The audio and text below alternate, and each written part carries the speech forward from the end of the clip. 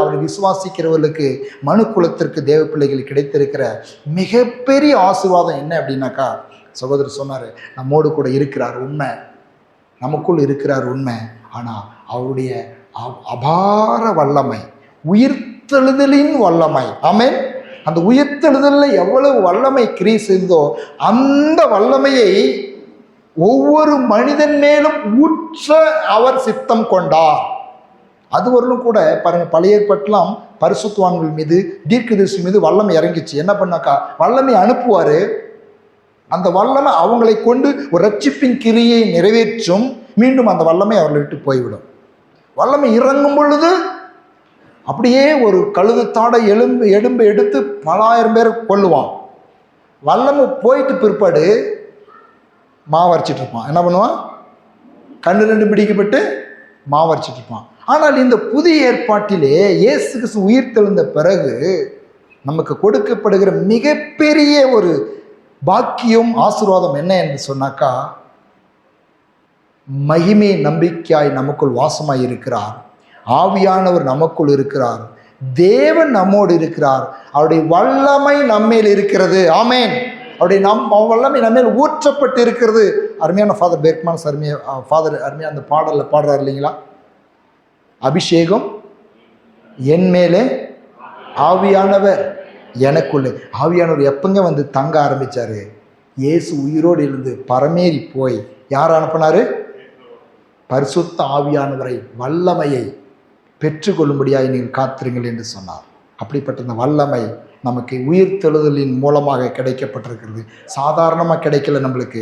இயேசு பாடுபட்டு மரித்து உயிரோடு எழுந்துச்சு பரலோகத்துக்கு போய் அவர் நமக்கு அவருடைய வல்லமையை அனுப்பியிருக்கிறார்.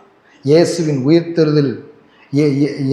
உயிர்த்தெழுதலில் பயன்படுத்திய அதே வல்லமையை நம் வாழ்க்கையின் எல்லா பகுதிகளிலும் நமக்கு கொடுத்து நம்முடைய வாழ்க்கையில் அவருடைய வல்லமை வெளிப்பட தேவன் விரும்புகிறார்.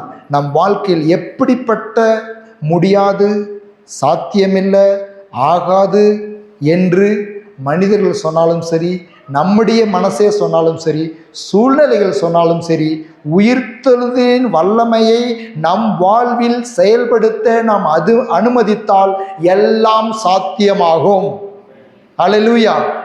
எபேசியர் 1:19.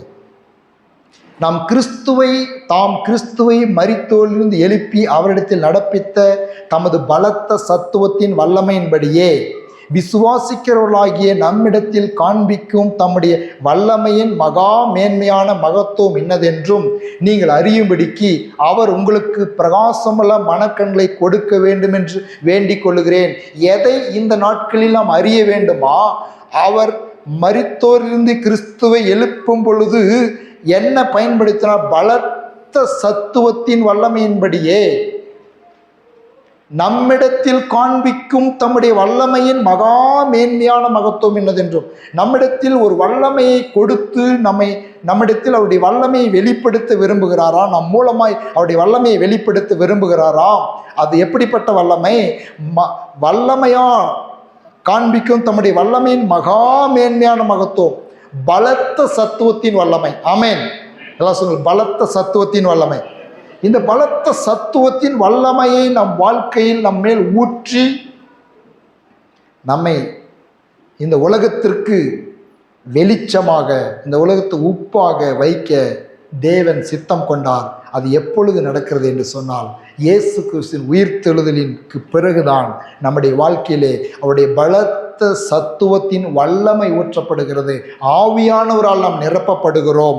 நாம் ஆவியினால் நாம் முற்றிலும் நடத்தப்படுகிறோம். எபேசியர் 3:20 அதில் சொல்லுகிறது, நாம் வேண்டிக் கொள்கிறதற்கும் நினைக்கிறதற்கும் மிகவும் அதிகமாய் நமக்குள்ளே கிரியை செய்கிற வல்லமையின்படியே நமக்கு செய்ய வல்லவராய் இருக்கிற அவருக்கு. எங்கு கிரியை செய்தான்? அவருடைய வல்லமை எங்கு கிரியை செய்து? நமக்குள்ளே. எல்லாம் சொல்ல, எனக்குள்ளே கிரியை செய்கிற இயேசுவின் வல்லமை, பரிசுத்த ஆவியின் வல்லமை எனக்குள்ள கிரியை செய்து. பரிசுத்த ஆவியின் வல்லமை எங்க கிரியை செய்து? எனக்குள்ள கிரியை செய்து. இன்னைக்கெல்லாம் நம்ம சொந்த முயற்சினால் ரட்சிக்கப்பட்டிருக்கிறோம்னு நினைக்கிறீங்களா? இல்லை நம்முடைய சொந்த முயற்சினால நாம் பாவத்திலிருந்து விடுதலை ஆகிருக்கிறோம்னு நினைக்கிறீங்களா? இல்லவே கிடையவே கிடையாது. நம்முடைய சொந்த முயற்சியினால் நாம் ரட்சிக்கப்படவில்லை, சொந்த முயற்சியினால் பரிசுத்தமாய் வாழவில்லை. நமக்குள்ளே ஒரு வல்லமை கிரியை செய்கிறது. அதுதான் தேவனுடைய வல்லமை, பரிசுத்த ஆவியின் வல்லமை, ஆவியா இருக்கிற தேவனுடைய வல்லமை. வேத வசனம் சொல்லுகிறது, உங்கள் விசுவாசம் மனுஷ ஞானத்தில் அல்ல தேவ பலத்தில் நிலை நிற்கிறது. நம்முடைய விசுவாசம் எதில் நிலை நிற்கிறது? தேவ பலத்தில். இந்த வல்லமையை விசுவாசிக்காதவர்கள், இந்த வல்லமையை தொடர்ந்து பெற்றுக்கொள்ளாதவர்கள் தொடர்ந்து விசுவாசத்தில் நிலை நிற்க முடியாது. தேவனுடைய ஆவியே அல்லாமல் கிறிஸ்துவை தேவ குமாரன் என்று ஒருத்தரும் சொல்ல முடியாது. அப்ப தேவனுடைய ஆவியானவர் ஒரு இயேசு கிறிஸ்துவை விசுவாசிக்கிறதற்கு நமக்கு உதவி செய்கிறார். அவருடைய வல்லமை இன்னும் அதிகமாய் நம்மை நிரப்பி நிரப்பி நிரப்பி நிரப்பி நம்முடைய வாழ்க்கையிலே கிரியை செய்கிற வல்லமை. எல்லாம் சொல்ல, எனக்குள்ளே கிரியை செய்கிற வல்லமை. அப்ப ஏதோ ஒரு வல்லமை தொடர்ந்து நம்முடைய வாழ்க்கையிலே கிரியை செய்து கொண்டே இருக்கிறது. அந்த வல்லமை கிரியை செய்து கொண்டிருக்கிறதுனால தான் நான் பரிசுத்தமாய் இருக்கிறேன், நான் ஒழுக்கமாய் வாழ்கிறேன், தேவனை பின்பற்றுகிறேன், தேவனுக்காய் ஜீவிக்கிறேன், எழுந்து பிரகாசிக்கிறேன், என் வாழ்க்கையில் முன்னேறுகிறேன், என் வாழ்க்கையில் சகலத்தையும் நான் செய்து முடிக்கத்தவனாக நிற்கத்தக்க ஒரு வல்லமை எனக்கு கொடுக்கப்பட்டிருக்கிறது. அதுதான் பரிசுத்த ஆவியின் வல்லமை, அதுதான் தேவனுடைய வல்லமை, அதுதான் மகத்துவமான வல்லமை, அதுதான் உயிர்த்தெழுதலில் பயன்படுத்தப்பட்ட அதே வல்லமை. ஆமென். உயிர்த்தெழுதல் பாருங்க, மத்தேயு எழுதின சுவிசேஷம் 28:1-10 வரலும் வாசித்து பாருங்க. என்னென்ன மத்தேயு 28:1-10 வரலும் எனக்கு வாசிக்கிறதுக்கு நேரம் இல்லை, ஆகவே நான் சுருக்கமாக சொல்கிறேன். அதில் வாசித்து பாருங்க. என்னென்னக்கா என்னென்ன அங்கே வல்லமைகள் எல்லாம் இருந்தாலும் கூட அத்தனை வல்லமையும் முறியடித்த மகத்துவமான வல்லமையாக இங்கே வெளிப்படுகிறது. எப்படியா? அந்த 2ஆம் வசனம் 28 வசனம் வாசிக்கிற பாருங்க. பூமி மிகவும் அதிரும்படி கர்த்தருடைய தூதன் வானத்திலிருந்து இறங்கி வந்து வாசலில் இருந்த கல்லை புரட்டி தள்ளி அதன் மேல் உட்கார்ந்தான். அவனுடைய ரூபம் மின்னலை போல, அவனுடைய வஸ்திரம் உறைந்த மலையை போல வெண்மையாகவும் இருந்தது.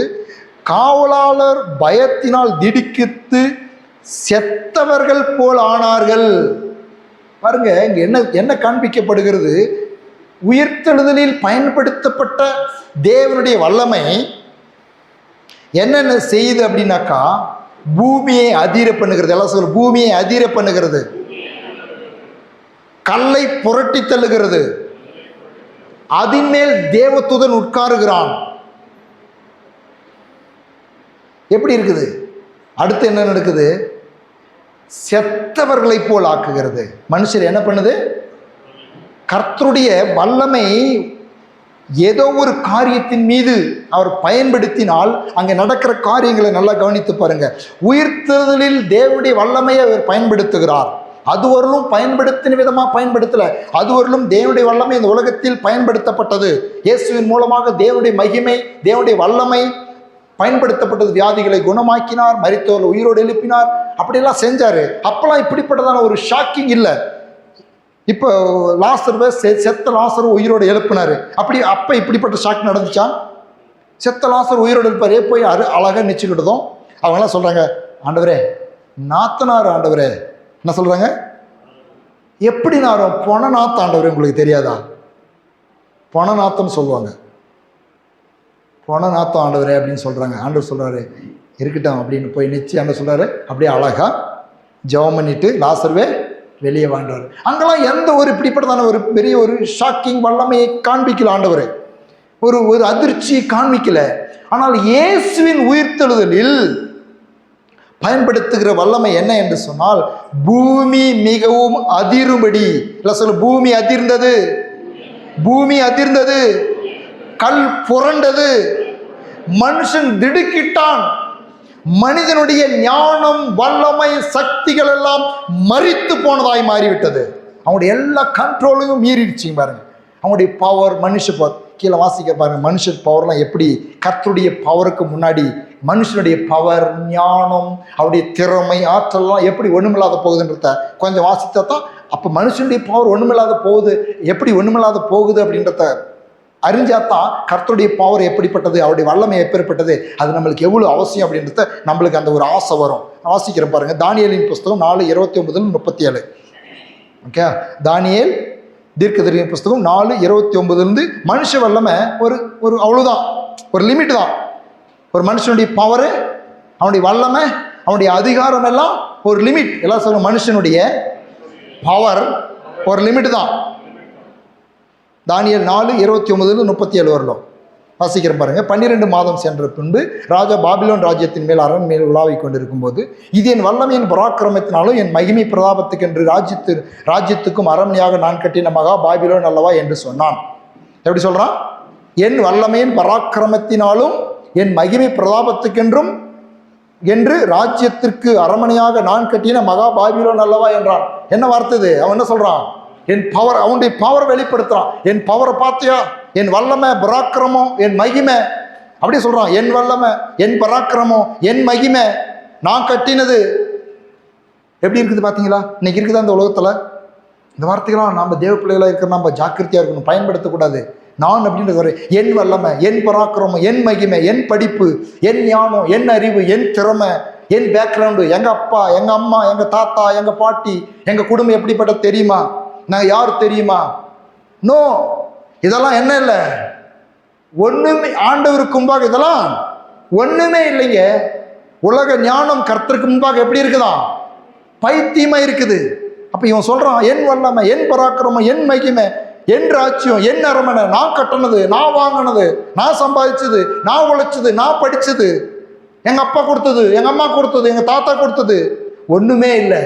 எல்லாத்தையும் விட்டுட்டு தான் பவுல் சொல்றான், சிலுவையை குறித்து அல்லாமல் மேன்மை பாராட்ட ஒன்றுமே இல்லை. ஏன்னா இதெல்லாம் குப்பை தூசி அப்படின்னு சொல்றான்.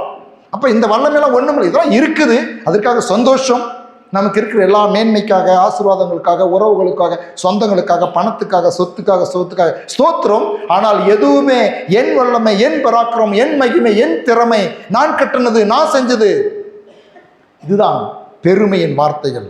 இந்த பெருமையின் வார்த்தைகள் வரும் பொழுது கர்த்தர் சொல்றாரு, கர்த்தர் இந்த வார்த்தை ராஜாவின் வாயில் இருக்கும்போதே வானத்திலிருந்து ஒரு சத்தம் உண்டாகி, ராஜாவாகிய நேபுகாத்நேச்சாரே, ராஜ்யம் உன்னை விட்டு நீங்கிற்று. அதுக்கு கீழே தண்டனை எல்லாம் வருது. வாசித்து பாருங்க, அதுக்கு கீழே தண்டனை எல்லாம் வருது. ஏன்னா பெருமை உள்ளவனுக்கு கர்த்தர் தெரியுதா? கர்த்தருடைய வல்லமைக்கும் மனுஷனுடைய வல்லமைக்கும் வித்தியாசம் தெரியுதா? எவ்வளவு பவர் பாபிலோனுடைய ராஜாவுடைய பவர். அந்த பவரை ஒரு வினாடியில் என்ன எப்படி அந்த வல்லமையை மாற்றி போட்டார்? எப்படி வல்லமை மாற்றி போட்டார்? இந்த வார்த்தை ராஜாவின் வாயில் இருக்கும் பொழுதே வானத்திலிருந்து ஜஸ்ட் ஒரு சத்தம், எல்லாரும் சொல்லுங்க, சத்தம், அதாங்க பவர். ஹல்லேலூயா! ஆண்டவருடைய சத்தத்தில் பவர் உண்டு, ஆண்டவருடைய வார்த்தையில் பவர் உண்டு. ஆண்டவருடைய சத்தம் பெண்மான்களை ஈனுமடி செய்யும். ஆண்டவருடைய சத்தம் காதேஸ் வனாந்தரத்தை அதிர பண்ணும். ஹல்லேலூயா! படிச்சிருக்கிறீங்களா சங்கீதத்துல? ஆண்டவருடைய சத்தம் எப்படி பண்ணுமா?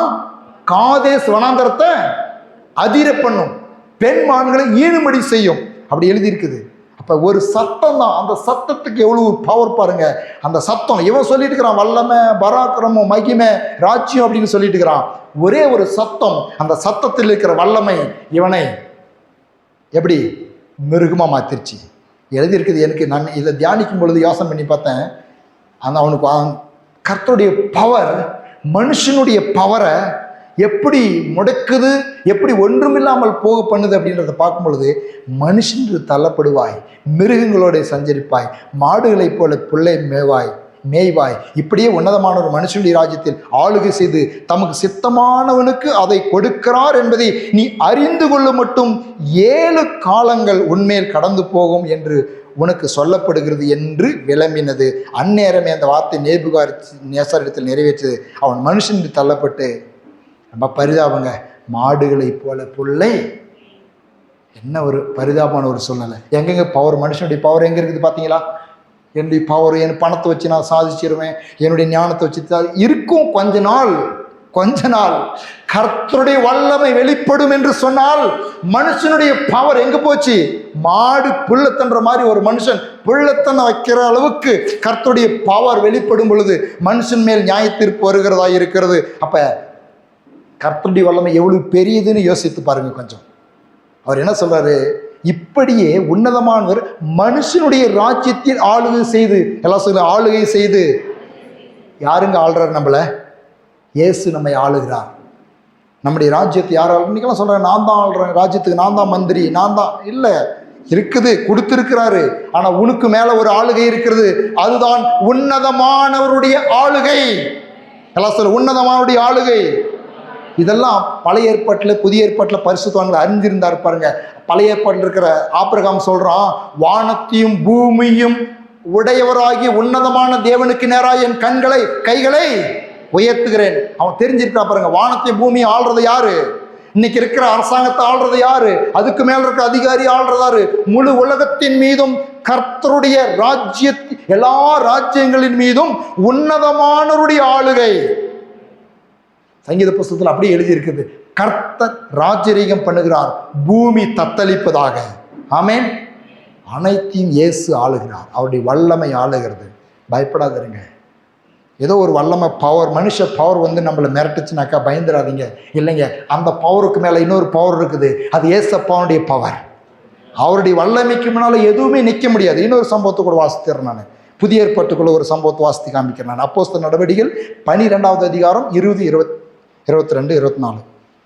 அப்போஸ்தலர் 12வது அதிகாரம்.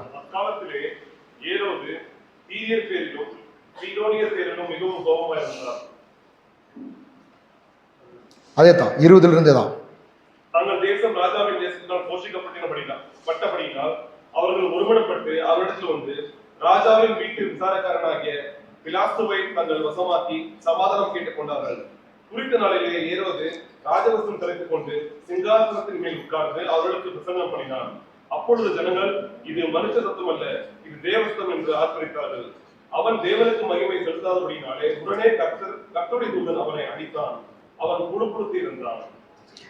தேவ வசனமோ வளர்ந்து பெருகிற்று. எல்லாம் சொல்லுங்க, தேவ வசனமோ வளர்ந்து பெருகிற்று. பாருங்க, தேவனுடைய பவர் எவ்வளவுன்னு சொல்லி இவன் என்ன பண்றான். இந்த ராஜா குறித்த நாளிலே ஏரோது ராஜ வஸ்திரம் தரித்து சிங்காசனத்தில் உட்கார்ந்து அவளுக்கு யாருங்க பிரசங்கம் பண்றது?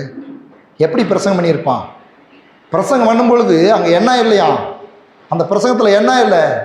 தேவனுக்கு மகிமை இல்லை. தேவனுக்கு மகிமை இல்லை. நான் தானியேல் புஸ்தகம் வாசித்தேன். அப்படிப்பட்ட பெருமையான வார்த்தைகள் தான் அவனுக்கு வாயிலிருந்து வருது. அப்ப தேவனுக்கு மகிமை செலுத்தாமல், தேவனுக்கு மகிமை செலுத்தாதனால என்னுடைய பவர், என்னுடைய வல்லமை, என்னுடைய ஆரோக்கியன்றான்.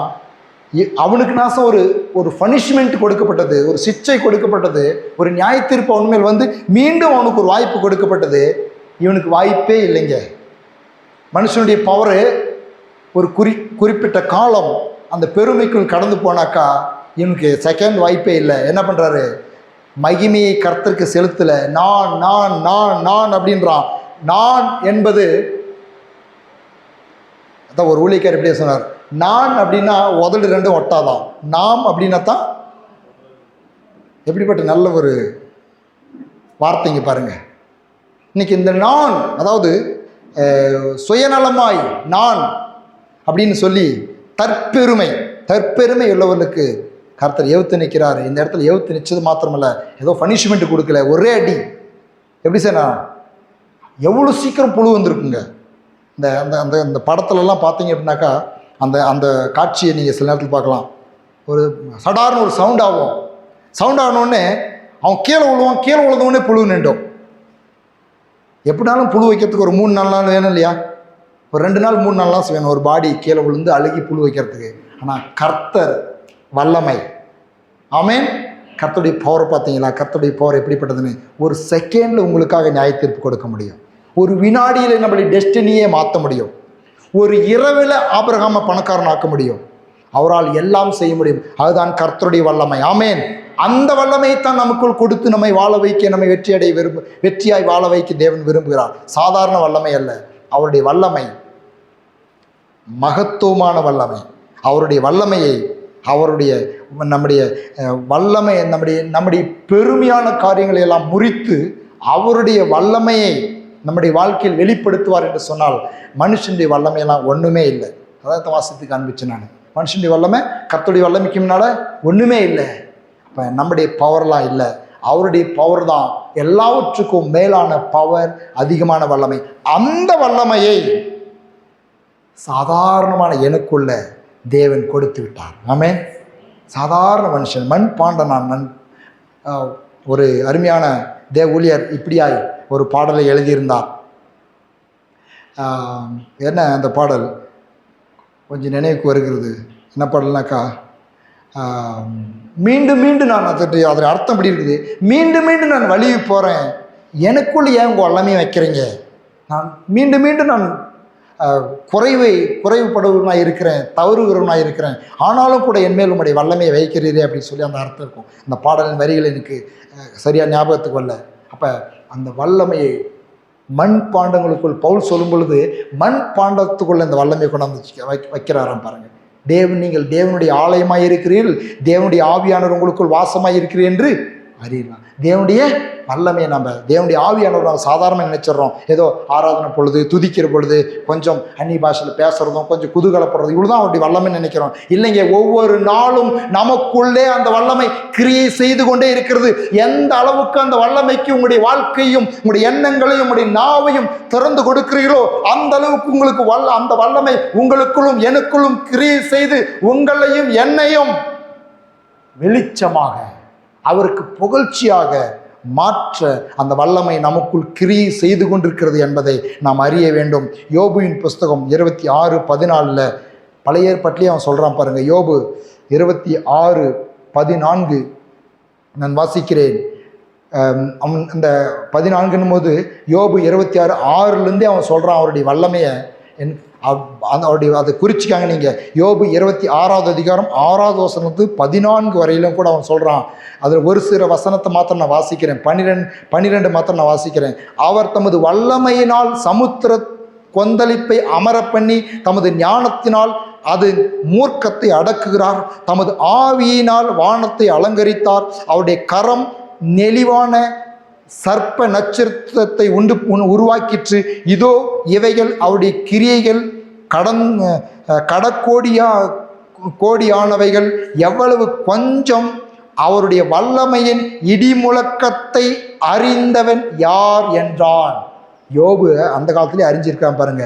எல்லாம் சொல்ல அவருடைய வல்லமை இடிமுழக்கத்தை. எவ்வளவு பவரா! இந்த எந்த நேரத்திலாம் இந்த இடிமுழக்கம், மிகுந்த சத்தம், இதெல்லாம் பழைய ஏற்பாட்டில் நாம் பார்க்க முடியும். இடி முழக்கம் போல ஆண்டவர் வெளிப்பட்டார் சில நேரத்தில், அதெல்லாம் இருக்குது. அதை யோபு அறிஞ்சிருக்கிறான் அந்த நாட்கள்லேயே. அவருடைய வல்லமையின் இடி முழக்கம், அவருடைய வல்லமை இடி முழக்கம். அவருடைய வல்லமை முன்னால் எதுவுமே நிற்க முடியாது. அவருடைய வல்லமை புதிய ஏற்பாட்டிலையும் கூட அப்படி வெளிப்பட்டதை நம்ம பார்த்துருக்குறோம். புதிய ஏற்பாட்டில் அவருடைய வல்லமை வெளிப்பட்ட ஒரு இடம் இந்த நேரத்தில் நினைவுக்கு வருது. அப்போஸ்தலனாகிய பவுலும் சீலாவும் சிறைச்சாலையில் பாடி துதிக்கும் பொழுது எப்படிப்பட்ட வல்லமை வெளிப்பட்டது? அப்படியே சிறு குழு ஒரு காத்தடிச்சா என்னாச்சா? எல்லாம் என்ன சொல்லுவாங்களே, அச்சு ஆணியெல்லாம் கலண்டு போச்சு.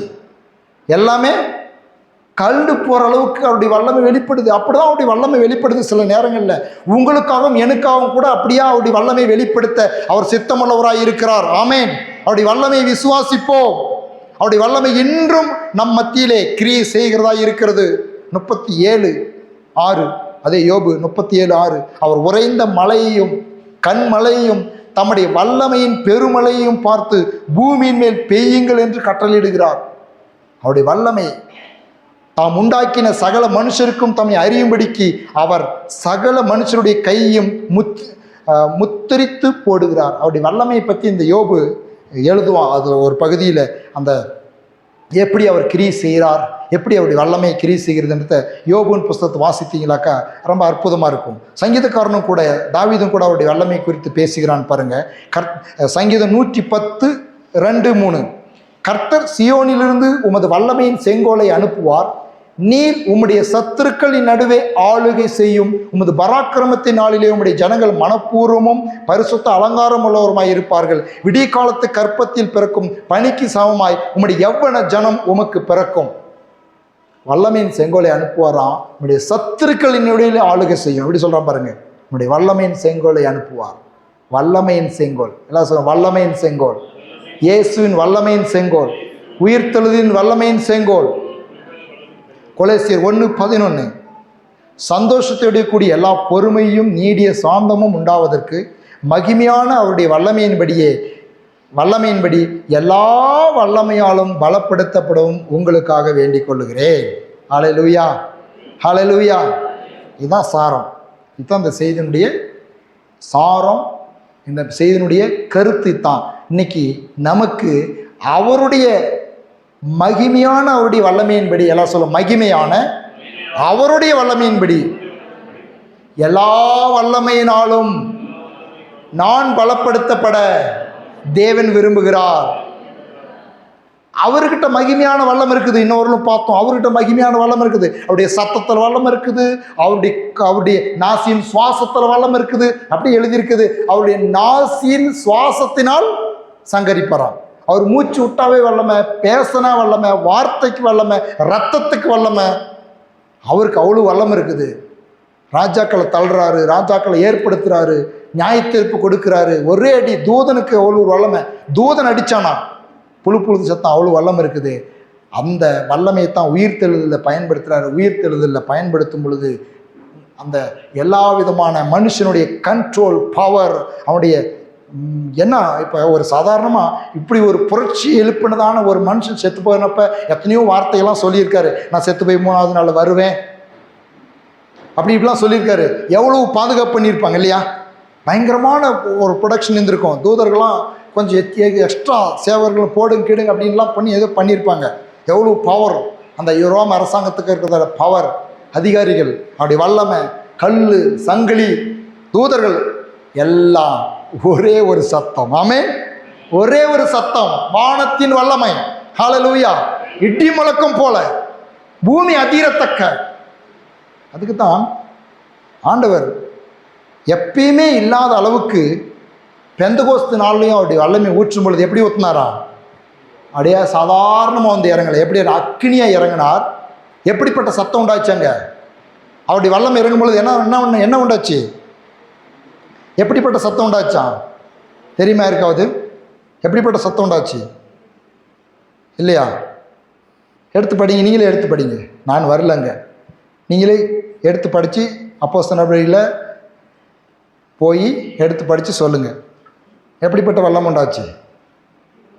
இயேசுவின் வல்லமை, பரிசுத்தாவின் வல்லமை. எப்படி பல சடிதியான ஒரு முழக்கம். அதனால தான் இன்றைக்குமே சில நேரங்கள் வந்து இது சில நான் ஆரம்ப நாட்களில் நான் பார்த்துருக்குறேன். இன்றைக்கும் ஒரு சில சபையில் இருக்குதுன்னு சொல்கிறாங்க. என்ன தெரியுமா? முழக்கம் பண்ணுவாங்க, கிட்மிட்டு கிட்மிட்டு கிட்மிட்டு டம்ஸு கிம்ஸு கீபோர்ட்லாம் அடிக்கும் பொழுது கொஞ்சம் வல்லமை இறங்கி வருது. அப்படி இல்லை, அந்த முழக்கம் போடும் பொழுது ஆவியானவர் இறங்கி வரதில்லை. ஏற்கனவே ஆவியானவர் நமக்குள் வந்து விட்டார். ஆமென். எந்த அளவுக்கு இருதயத்தையும் நாவையும் தெரிந்து கொடுக்கிறோமோ அந்த அளவுக்கு நம்ம இவர் நிரப்புகிறவராக இருக்கிறார். நாம் சத்தம் போட்டு கம்பீர சத்தத்தோடு, உரத்த சத்தத்தோடு, ஆர்ப்பரிப்போடு, ஆவியிலே நிறைந்து நாம் அவரை ஆராதிக்கிறோம். ஆனால் அவருடைய வல்லமை நமக்குள் நிரம்பி இருக்கிறது. அவருடைய வல்லமையால் நாம் நிரப்பப்படும் பொழுது நமக்கு என்ன லாபம்? அவருடைய வல்லமையினால் எனக்கு என்ன ஆசீர்வாதம் என்று சொன்னால், அவருடைய வல்லமையினால், எல்லா வல்லமையினாலும் அவருடைய வல்லமையினாலும் நிரப்பப்படும் பொழுது நமக்கு இந்த பூமியிலே எல்லா காரியங்களின் மீதும் ஒரு உதாரணம் சொல்லணும் அப்படின்னாக்கா, இன்னைக்கு அநேக இது சர்வே பண்ணும் பொழுது சிலர் சொல்லியிருக்கிறாங்க, ஒரு ரட்சிக்கப்பட்டு தேவாவினால் அபிஷேகம் பண்ணப்பட்ட ஒரு மனுஷன் ஒரு வேலையை செய்கிறதற்கும் உலகத்தில் அதே படிப்பை படித்து நல்ல மார்க் எடுத்து நல்ல அதில் திறமையாக அதில் வெற்றி அடைஞ்சு வந்து ஒரு உலக ஞானத்தில் நிரப்பின ஒரு மனுஷன் பண்ணுறதுக்கும் தேவாவினால் நிரப்பப்பட்டு அதே படிப்பு படித்து அந்த ஒர்க்கு பண்ணுறதுக்கு வித்தியாசம் இருக்குதுன்னு சொல்லி அநேகர் சொல்லியிருக்கிறாங்க. ஒரு தடவை என்கிட்ட கேட்டார் ஒருத்தர், ரட்சிக்கப்பட்ட ஒரு டிரைவர் கிடைப்பாங்களா? எந்த டிரைவர் வேணுமா? ரட்சிக்கப்பட்ட டிரைவரை கேட்குறாங்க இன்னைக்கு. ஏன் அப்படின்னாக்கா அவங்களுடைய அந்த அணுகுமுறை, அவங்களுடைய செயல் எப்படி இருக்குதான்? நல்லா இருக்குதுங்க.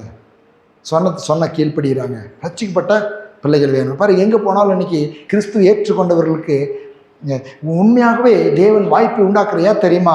நம்ம எங்கே போனாலும் கூட ஜனங்களோடு கூட வர்த்திக்கிற விதமே வேறு மாதிரி இருக்குது. அன்பு காட்டுகிறோம், நேசிக்கிறோம், சத்துருக்களையும் சிநேகிக்கிறோம். ஏன்னாக்கா எப்படிங்க இதை செய்ய முடியுதுனாக்கா அவருடைய ஆவியின் வல்லமை. ஹல்லேலூயா.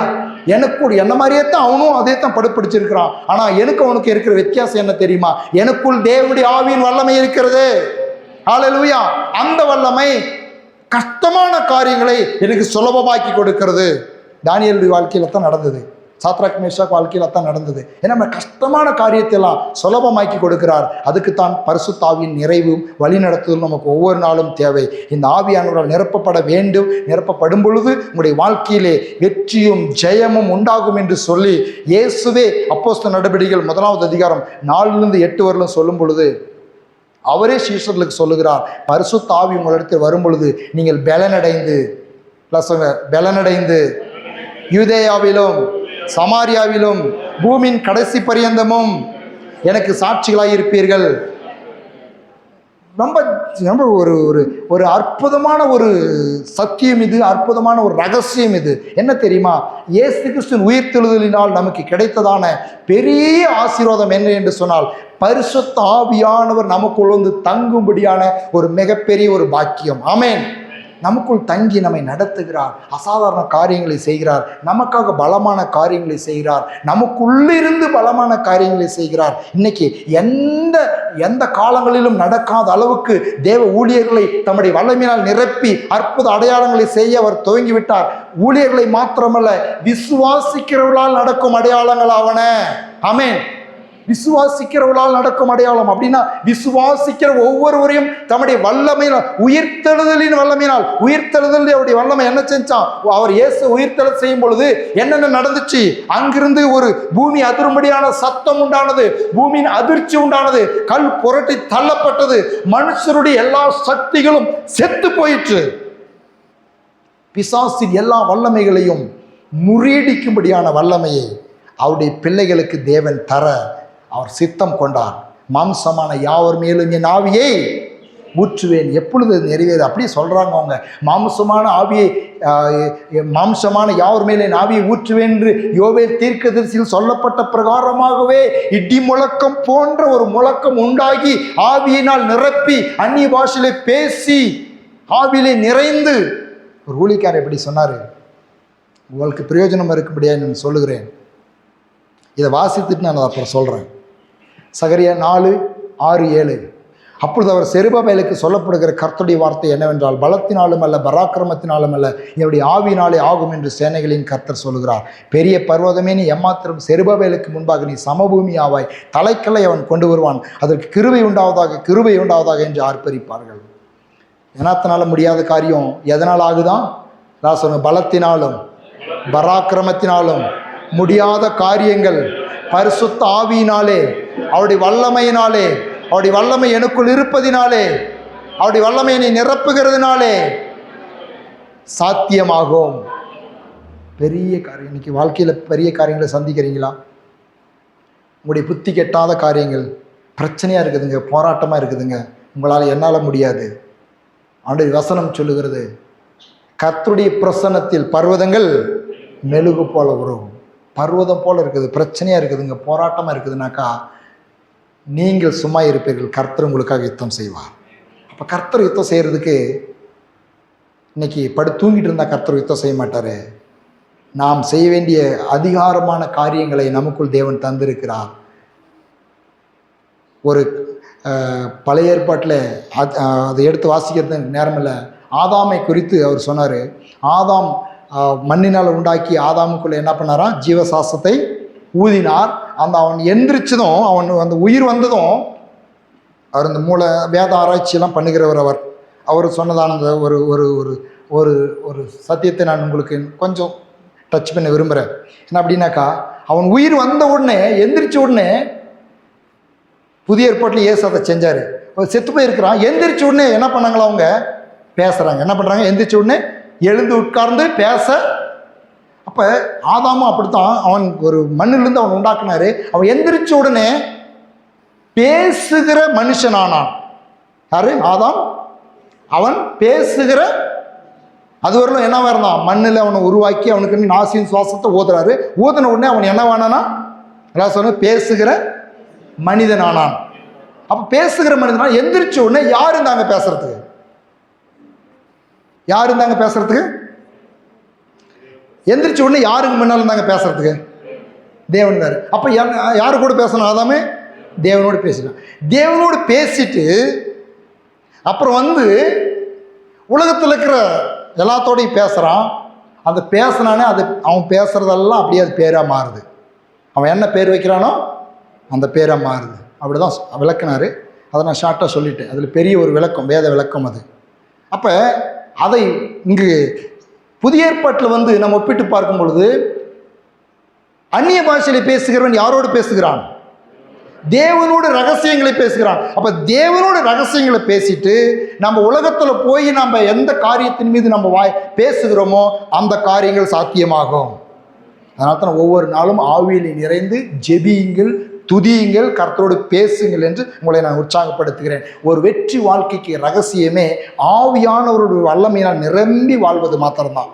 பல குறைகள் இருக்கலாம், பல பாடுகள் இருக்கலாம், உபத்திரங்கள் இருக்கலாம். அவருடைய வல்லமை நான் நிரப்பப்பட்டு நாம் வாழும் பொழுது நம்முடைய வாழ்க்கையிலே நிச்சயமாகவே மார்க் எழுதின சுவிசேஷம் 16, 15, 16, 17, 18 படியே நம்முடைய வாழ்க்கை நிச்சயமாக அமையும். என்ன சொல்லுகிறார் அங்க? அவர் சொல்லுகிறார், விசுவாசம் உள்ளவனாய் 15லேருந்தே பாருங்க, சர்வ சிருஷ்டிக்கும் சுவிசேஷத்தை பிரசங்கிங்கள், விசுவாசம் உள்ளவனாய் ஞானஸ்தானம் பெற்றவன் ரட்சிக்கப்படுவான், விசுவாசியாதவன் ஆக்கியத்துக்குள்ளாக தீர்க்கப்படுவான். விசுவாசிக்கிறவர்களால் நடக்கும் அடையாளங்களாவன என் நாமத்தில் பிசாசுகளை துரத்துவார்கள், நவமான பாஷைகளை பேசுவார்கள், சர்ப்பங்களை எடுப்பார்கள், சாவுக்கு ஏதுவன யாதொன்றை குடித்தாலும் அது அவர்களை சேதப்படுத்தாது, வியாதிஸ்தர் மேல் கைகளை வைப்பார்கள், அப்பொழுது அவர்களை சொஸ்தமாவார்கள் என்றார். இதெல்லாம் எப்பங்க நடக்கும்? இதெல்லாம் எப்பங்க? ஜஸ்ட் ஒரு விசுவாசத்தினால மாத்திரமா நடந்துருது. இதோடு கூட நிறைய சத்தியங்கள் ஆடா இருக்குது. விசுவாசிக்கும் பொழுது அவர் தம்முடைய வல்லமையை ஊற்றுகிறார். விசுவாசிக்கிறவர்கள் பெற்றுக்கொள்ளும் ஆவி குறித்து இப்படி சொன்னார். யோவான் சுவிசேஷத்தில் அப்படி எழுதியிருக்கு, தம்மை விசுவாசிக்கிறவர்கள் பெற்றுக்கொள்ளும் ஆவியை, வல்லமையை குறித்து இப்படி பேசினார் அப்படின்னு எழுதியிருக்குது. அப்ப விசுவாசிக்கும் பொழுது இயேசுவை விசுவாசிக்கிறோம், அவருடைய மரணத்தை விசுவாசிக்கிறோம், அவருடைய உயிர்த்தெழுதலை விசுவாசிக்கிறோம். அவருடைய உயிர்த்தெழுதலில் விளங்கின அதே வல்லமை என்னுடைய வாழ்க்கையில் நிரப்பி என்னை வழிநடத்த, என்னை நிரப்ப அவர் சித்தமுள்ளவராய் இருக்கிறார் என்பதையும் விசுவாசிக்கிறவர்களாய் இருக்க வேண்டும். ஆமென். அப்படி அவருடைய வல்லமையினால் நிரப்பப்படும் பொழுது, அவருடைய பரிசுத்தாவின் அபிஷேகத்தால் நிரப்பப்படும் பொழுது அவரோடு நாம் அதிகமாய் உறவாட உதவி செய்கிறார். இன்னைக்கு நம்மளையே நாம் யோசித்து பார்த்தோம்னா நம்மளுக்கு நல்லா தெரியும், நம்மளுக்கு நல்லாவே தெரியுது. நான் கடந்த நாட்களில் குட் ஃப்ரைடே இன்னைக்கு பிரசங்கம் பண்ணும்பொழுது கூட ஆவியானவர் இந்த காரியத்தை நினைவுபடுத்தினேன் அப்படின்னு சொன்னாக்கா, நல்லாவே நம்மளுக்கு தெரியும் சண்டை வரத்துக்கு காரணம் யாரு? வீட்டில் கணவன் மணிக்கு சண்டை வரத்துக்கு காரணம் யாருங்க? என்னங்க விட்டு கொடுக்க மாட்டீங்களா? அவனை விட்டு கொடுக்க மாட்டீங்களா இருக்குது? சண்டை வரத்துக்கு காரணம் யாரு? கெட்ட பேச்சு பேசுறதுக்கு காரணம் யாரு? சாராயம் குடிக்கிறதுக்கு காரணம் யாரு? மற்ற பாவங்கள்னு சொல்றலாம், அதுக்கெல்லாம் காரணம் யாரு? தெரியுத்தானே. அப்ப மார்க் எழுதின சுவிசேஷம் 16, 17 என்ன சொல்லுது? சொல்லுங்க, சீக்கிரம் முடிக்கிறேன், 4 நிமிஷம் தான் இருக்குது. எதெல்லாம் பிசாசினால் வருதுன்னு தெரியுதா?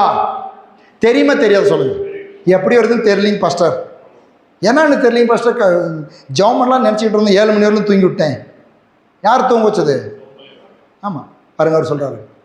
ஒரு ஊழியக்காரர் இப்படி தான் சொன்னார். உண்மையாகவே எல்லாம் என்னமோ சொல்கிறாங்க, எல்லாம் நோவுன்னு சொல்கிறீங்க இல்லையா? நோவு, வியாதி, பலகீனம் எல்லாமே ஒரு ஸ்பிரிட்டின், அதுக்கு பேட் ஸ்பிரிட்னால உண்டாகிற காரியம் அப்படின்னு சொன்னார். எல்லாமே இப்போ திமிராதக்காரனை பார்க்குறாரு, ஓமியும் செவிடுமான ஆவியை அப்படின்னு சொல்கிறாரு பாருங்க. அப்போ ஒவ்வொரு திருடவும் கொல்லவும் அழிக்கவுமே வருகிறான். அப்போ திருடுறது, கொல்றது, அழிக்கிறது, சமாதானத்துக்கு எடுக்கிறது, சண்டை உண்டு பண்ணுறது, கோபத்தை உண்டு பண்ணுறது, வைராக்கியத்தை உண்டு பண்ணுறது, பிரச்சனை உண்டு பண்ணுறது, பொறாமை உண்டு பண்ணுறது, எரிச்சல் உண்டு பண்ணுறது, வாக்குவாதத்தை உண்டு பண்ணுறது, லேட்டாக வர்றது, வசந்தத்துக்கு கீழ்ப்படியாதபடிக்கு சுய பெருமையோடு வாழ்றது, மற்றவங்களை மதிக்காமல் ஏழைகளை ஒடுக்குகிறது, திருடுறது, தாய் தோப்பனை அவமதிக்கிறது, எல்லாம் எதனால? யார் கொண்டு வர காரியம்? இதெல்லாம் யாருடைய சரக்கு? பிசாசின் சரக்குன்னு தெரிஞ்சாலும் ஏன் நாமத்தில் பிசாசினை துரத்துவீர்கள் அப்படின்னு சொல்லி இருக்குது. ஏன் துரத்தாத இருக்கிறீங்க? ஏன் துரத்துறனா? துரத்துறதுக்கே பயம். ஏன்னாக்கா துரத்துனா துண்டை காணும் துணி காணுன்னு உங்களை பிடுங்கி நிர்வாணம் கூட பண்ணிடுவான். அப்போஸ்தலர் நடவடிக்கைகள் அப்படித்தான். பவுல் பிரசங்கிக்கிற இயேசு நாமத்தில் அப்படின்னு ஒருத்தர் போய் சொல்றான். அந்த பிசாசு சொல்லுது, பவுலையும் தெரியும் இயேசுன்னு தெரியும், நீ யாரா அப்படின்னு சொல்லிட்டு அவனுடைய துணியெல்லாம் பிடிங்கிட்டு அவனை நிர்வாணப்படுத்தி அனுப்பிச்சி விட்டுருச்சான். அப்போ இந்த வசனம் சொல்லுதுன்னாக்கா, அவருடைய நாமத்தில் பிசாசை துரத்தணும் அப்படின்னு சொன்னாக்கா அவருடைய வல்லமையினால் நான் நிரப்பப்பட்டிருக்க வேண்டும். ஹல்லேலூயா. பிசாசை துரத்தணும் அப்படின்னாக்கா அவருடைய வல்லமையினால் நிரப்பப்பட்டு. கடந்த நாட்கள் உங்களுக்கு சொன்னேன், ஒரு சகோதரனுக்கு பிடிச்சி பேய் துரத்துறதுக்கு போகும்பொழுது நான் இப்படி பேசிட்டே இருக்கிறேன், இயேசு நாமத்தில்ப்பா, இயேசு நத்தம் செய்யப்பான்னு பேசிட்டே இருக்கிறேன். அது என்னை பார்த்துட்டு, என்னை துரத்தி முடியா, எனக்கு துரத்தி முடியா, நான் போயிடுவேனா, நீ சொன்னால் போயிடுவேனா, அப்படி இப்படின்னு பேசிட்டே இருக்குது. நான் யோசனை பண்ணி பார்த்தேன், எவ்வளோ நேரம் இவங்கிட்ட வந்து புரியிற பாஷையில் பேசிட்டே இருக்கிறது. இயேசுவின் நாமத்தில் போ அப்படின்னு சொல்லி போட்டதும் கொஞ்ச நேரம் அந்நிய பாஷையில் பேச ஆரம்பித்தேன். அப்போ என்னை இப்போ நான் கண்ணு முழிச்சுட்டு அந்நிய பாஷையில் பேசி ஜெபிக்க ஆரம்பித்தேன். அந்த பேய் சொல்லுது, என்ன பேசுகிற, எனக்கு புரியல, எனக்கு என்னென்னமோ சொல்கிறியே, எனக்கு என்னமோ வைக்கிறியா, அது ஒன்றும் வைக்கல, பரலோகத்திலிருந்து அக்கினியை இறக்குகிறேன். ஆமென். பாருங்க, தேவனோடு கூட நாம் ஆவியில் நிறைந்து ஜெபிக்கும் பொழுது, ஆவியில் இருந்து ஆராதிக்கும் பொழுது, ஆவியில் இருந்து விண்ணப்பம் பண்ணும் பொழுது பிசாசு தடுமாடுகிறான், பிசாசின் கோட்டைகள் தகர்க்கப்படுகிறது. ஹல்லேலூயா. அந்த ஆவியில நிரப்பப்படுவதற்கு இருதயங்களை திறப்புவோம். இயேசு கிறிஸ்து உயிர்த்தெழுதலுக்கு பிறகு நமக்கு கிடைத்திருக்கிற மிகப்பெரிய ஆசீர்வாதம். ஆமென். அப்படி வல்லமை எவ்வளவு நாள் நிரம்பலாங்க. செத்தவங்களும் உயிரோடு எழுப்புற அளவுக்கு கூட வல்லமையால் நாம் நிரப்பப்படலாம். நீ எவ்வளவு நாளும் பேசலாம் ஜெபிக்கிறதுக்கு. நீங்கள் ஒரு குறிப்பெடுத்துக்கு ஜெபத்துக்கு போங்க பாருங்கள், கொஞ்ச நேரத்தில் சங்கி போயிருவீங்க. ஆனால் ஆவியிலிருந்து ஜெபித்து பாருங்கள், மணிக்கணக்காக ஜெபிக்க முடியும். ஆமென். எழுந்து நிற்போம். இந்த ஆவியில் நிரப்பப்பட இருதயங்களை திறவுங்கள். இந்த ஆவியில் நிரப்பப்படும் பொழுது வாழ்க்கை எப்படி இருக்குமா? நீங்கள் போய் வீட்டில் போய் வாசித்துக்காங்க. ஏசாயா 41:10-20 வரலும் கூட எப்படி இருக்குமா? ஹல்லேலூயா. அது அப்படியே அற்புதமான வாழ்க்கையாய் மாறும். எப்படி மாறும்? உயர்ந்த மேடுகளில் ஆறுகளையும் பள்ளத்தாக்குகளின் நடுவே ஊற்றுகளையும் திறந்து வனாந்தரத்தில் தண்ணீர் தடாகமும் வறண்ட பூமியை நீர்க்காணலுமாக்கி. அடே சுவாமி, அந்த ஏசாயா 41:10-20 வரலும் வாசித்து பாருங்கள் எப்படி இருக்குன்னு சொல்லி. அது அற்புதமான ஒரு வாழ்க்கையாக இருக்கும். அது ஆசீர்வாதமான ஒரு வாழ்க்கையாக இருக்கும். பரிசுத்த ஆவியின் வல்லமையினால் நிரப்பப்பட்ட ஒரு வாழ்க்கை. அருமையான ஃபாதர் குழந்தை சாமி அவர்கள் பாடினார். ஹல்லேலூயா. ஆவி நிறைந்த வாழ்க்கை இது. அல்லேலூயா வாழ்க்கை. ஹல்லேலூயா, ஹல்லேலூயா. 2 கரங்களை வைத்து ஜெபிப்பீங்களா? எவ்வளவு புரிஞ்சிச்சோ அவ்வளோ ஜெபம் பண்ணுங்க. மற்றதை பரிசுத்த ஆவியானவர் பார்த்து கொள்வார். ஆண்டவரே, இன்னும் அதிகமாக உம்முடைய வல்லமை தேவை. உம்முடைய உயிர்த்தெழுதின் வல்லமை என்னில் கிரியை செய்யட்டும் அப்பா. உம்முடைய வல்லமை என்னை நிரப்பட்டும் சாமி. உம்முடைய ஆவியின் வல்லமையினால உம்முடைய நவமான பாஷைகளை பேசுகிற, புதிய பாஷைகளை பேசுகிற, உம்மோடு கூட ஆவியிலிருந்து ஜெபிக்கிற அந்த உன்னத அனுபவத்துக்குள்ள என்னை நடத்துங்கப்பா. நீங்க வாக்கு பண்ணின பிதாவின் வாக்கு தத்துவம் என் வாழ்க்கையில் இன்னும் அதிகமாய் நிறைவேறட்டும், இன்னும் அதிகமாய் நிறைவேறட்டும், இன்னும் அதிகமாய் நிறைவேறட்டும். நன்றி அப்பா, நன்றி இயேசுவே, நன்றி பரிசுத்த ஆவியானவரே. நீர் எங்களுக்காக அனுப்பின அந்த தேற்றரவாளனால் இன்னும் அதிகமாக நிரப்பப்பட விரும்புகிறோம். அந்த பரலோகத்தின் வல்லமை ஆண்டவரே, பூமி அதிர பண்ணுகிற வல்லமை, சங்கிலிகளை முறிக்கிற வல்லமை, கல்லை புரட்டுகிற வல்லமை, அல்லது மனுஷனுடைய ஆளுகையை ஆண்டவர் நிர்மூலமாக்குகிற வல்லமை என்னுடைய வாழ்க்கையில வேண்டும், இன்னும் அதிகமாய் வேண்டும். உம்முடைய வல்லமையினால் நான் நிரப்பப்பட விரும்புகிறேன். உம்முடைய வல்லமையினால் நிரப்பப்பட விரும்புகிறேன். உம்முடைய வல்லமையினால் நிரப்பப்பட விரும்புகிறேன். ஹல்லேலூயா. உம்முடைய வல்லமை எனக்கு வேண்டும். உம்முடைய வல்லமை எனக்கு வேண்டும். ஹல்லேலூயா. உம்முடைய வல்லமை எனக்கு வேண்டும். வாய்களை திறந்து கேளுங்க. உம்முடைய வல்லமையினால் என்னை நிரப்பும். உம்முடைய உயிர்த்தெழுதலின் வல்லமை, ஹல்லேலூயா, பலத்த சத்துவத்தின் வல்லமையின்படியே எங்களுக்குள் கிரியை செய்வீராக. இன்னும் அதிகமாய் வாய்களை திறந்து கேட்கிற ஒவ்வொருடைய உள்ளங்களிலும், சிந்தைகளிலும், ஆவியிலும், ஆத்மாவிலும் ஆண்டவரே, சாதாரணமான காரியங்கள் அசாதாரணமாய் மாறும்படியாக மகிமையான வல்லமையை நீ வெளிப்படுத்துவீராக. இயேசுவின் நாமத்தினாலே. ஓ ரிஷாகாபாதடரபாலபா ரிகாபாதன சந்தலதியக்கரபலபா ரேகே மெனதிரபஷகரபலபா ரபதிலக்கரபலபா. இயேசுவின் நாமத்தில் உம்முடைய நவமான பாஷைகளை, உம்முடைய அக்கினி பாஷையை, பரலோக பாஷையை, ஆவியின் பாஷையை ஒவ்வொரு நாவில் வைப்பீராக. Dibara sandada dikabara dakabara balabaraba regadana sakada barabalaba. இன்னும் அதிகமாய் பரிசுத்த ஆவியின் வல்லமையினால் ஒவ்வொருவரையும் நிரப்பும். தாபரா சகபா தடரா சகரபா ரெகபதலர சகரபா. வாய்களை திறந்து ஆவியானவரே நீ நிரப்பும் என்று கேளுங்க. அந்நிய பாஷையில ஜெபம் பண்ணுங்க. வாய்களை திறந்து அந்நிய பாஷையில துதிங்க, ஸ்தோத்திரிங்க, ஜெபம் பண்ணுங்க. ரிபா காபா தடரா சகபா தலரா கபா பலத்த சத்துவத்தின் வல்லமை, உயிர்த்தெழுதலில் வெளிப்பட்ட பலத்த சத்துவத்தின் வல்லமை ஆவி, ஆத்மா, சரீரத்தை நிரப்புவதாக. பெந்தகோஸ்தே நாளிலே இறங்கின அதே வல்லமை சபையார் ஒவ்வொருவர் மீதும், இந்த சத்தத்தை கேட்டுக்கொண்டிருக்கிற ஒவ்வொருவரும் பிதா, குமாரன், பரிசுத்த ஆவி நாமத்தில் கர்த்தருடைய மகத்துவத்தின் வல்லமை ரபா ஷகபா பாபா பாபா ரபலபா ரதினா தட சக்குல கரந்தலபா ஆவி ஆத்ம சரித்து நிரப்புவதாக. எல்லாரும் அந்நிய பாஷையில ஜெபம் பண்ணுங்க. எல்லாரும் ஆவி நிறைந்து பரிசுத்தாவினருக்கு விட்டு கொடுத்து நாவை விட்டு கொடுங்க. என்ன தெரியுதோ அதை பேசுங்க, என்ன பாஷை வருதோ அதை பேசுங்க. ஒரே வார்த்தை வந்தாலும் மீண்டும் மீண்டும் சொல்லுங்க, இயேசுன்னு சொல்லுங்க. ரீபா காமா அப்பத்தல சத்துடபரபா ரேகே தேனே காமா தடரபோ ரேபே ஷேக பாலா தி காபாபோ ரிபாதாடா ஷகபாதாதரபலபரப ரிபாதன கமதடரப ஷகபாபாபாபா ரிபாதட கரபல. தடைகள் உடைவதாக, அடைக்கப்பட்ட வாசல்கள் திறக்கப்படுவதாக, சங்கிலிகள் முறிக்கப்படுவதாக, மனுஷ சக்திகள் மனுஷ ஆளுகைகள் இயேசுவின் நாமத்தில் செயலற்று போவதாக. கம் ரீபா கம் தரோ ஷேகே பாதாடா கபாரா ரேகே தேனே கமரா படதி ரபலா ரூபாதனா சகடா திகரபலா. இயேசுவின் நாமத்தில் தகப்பனே, உம்முடைய பிள்ளைகளின் வாழ்க்கையில் அடைக்கப்பட்டிருக்கிற வாசல்கள் உயிர்த்தெழுதலின் வல்லமையினால், இயேசுவின் நாமத்தினால், பரிசுத்தாவின் வல்லமையினால் திறக்கப்படுவதாக. இயேசுவின் நாமத்தினால், பரிசுத்தாவின் வல்லமையினால் சங்கிலிகள் அரிப்புண்டு போவதாக. எல்லா மனுஷனுடைய வல்லமைகள் இயேசுவின் நாமத்தில் மாறி போவதாக. காம்ராதி தரோபோ ஷகடாபா ஹர்மல் படாத்தி அத்துரு ஷகரபா. ஒரு நிமிஷம் எல்லாரும் கூட ஹalleluya அமைதியா இருங்க. உங்களுக்காக நான் ஜெபிக்க விரும்புகிறேன். ஹalleluya அமைதியாய் ஹalleluya உங்களுக்காக பரிசுத்த ஆவியானவர் சொல்லுகிறபடி உங்களுக்காக நான் ஜெபிக்க விரும்புகிறேன். அமைதியாய், யாரும் வாய் திறந்து ஜெபிக்க வேண்டாம், துதிக்க வேண்டாம், ஸ்தோத்திரம் பண்ண வேண்டாம். மௌனமாய் இருதயத்தில் நன்றி செலுத்திக் கொண்டிருங்கள். பரிசுத்த ஆவியானவர் சொல்லுகிற பிரகாரமாக உங்கள் ஒவ்வொருவருக்காக தேவ ஊழியக்காரனாக இருக்க நான் ஜெபிக்கிறேன். கர்த்தர் சொல்லுகிறதை அப்படியே செய்வார். ரீ ஷாபாலா கரபா. நன்றி பரிசுத்த ஆவியானவரே, இயேசுவின் நாமத்தில் தகப்பனே, இந்த வார்த்தைகளை கேட்ட ஒவ்வொருடைய வாழ்க்கையில் இருக்கிறதான எல்லா அடைக்கப்பட்ட வாசல்களையும் நம்முடைய வார்த்தையின்படியே ஹல்லேலூயா வெண்கல கதவுகளை உடைத்து இரும்பு தாப்பால்களை முறித்து அந்தரங்கத்திற்கிற பொக்கிஷங்களை அள்ளி தருகிறவர் என்று எழுதியிருக்கிறதே. இயேசுவின் நாமத்தில் நம்முடைய பிள்ளைகளுடைய வாழ்க்கையில் இருக்கிற எல்லா அடைக்கப்பட்ட கதவுகள் இயேசுவின் வல்லமையினால, உயிர்த்தெழுதலின் வல்லமையினால திறக்கப்படுவதாக.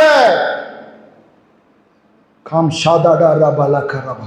தகப்பனே, அதே போல உம்முடைய உயிர்த்தெழுதலின் வல்லமையில் சங்கிலிகள், எந்தெந்த சங்கிலிகளால் பிலிசூனியம் ஹல்லேலூயா பலவிதமான ஏவுதல்கள், பல பொறாமையினால பல செய்வினைகள், பிசாசின் சக்திகளை ஏவி இந்த குடும்பம் இவருடைய வாழ்க்கை முன்னேறக்கூடாது என்று சொல்லி எப்படியெல்லாம் பிசாசானவன் நம்முடைய பிள்ளைகளுக்கு விரோதமான கட்டுக்களை உண்டாக்கி வைத்திருக்கிறானோ, இயேசுவின் நாமத்தில் சங்கிலிகள் தெரிப்புண்டது என்று எழுதியிருக்கிறது. நம்முடைய உயிர்த்தெழுதலின் வல்லமையினாலே இப்பொழுதும் பிதா குமாரன் பரிசுத்தாவின் நாமத்தில் நம்முடைய உயிர்த்தெழுதலின் வல்லமையினாலே நம்முடைய பிள்ளைகளுக்கு விரோதமாக இருக்கிற எல்லா சங்கிலியின் கட்டுகள் இயேசுவின் நாமத்தில் தெரிப்புண்டு போவதாக.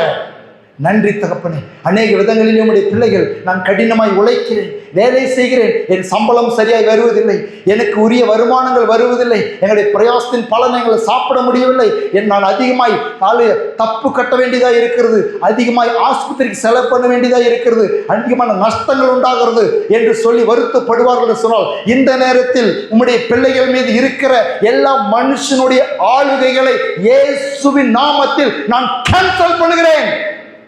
நன்றி பரிசுத்த ஆவியானவரே.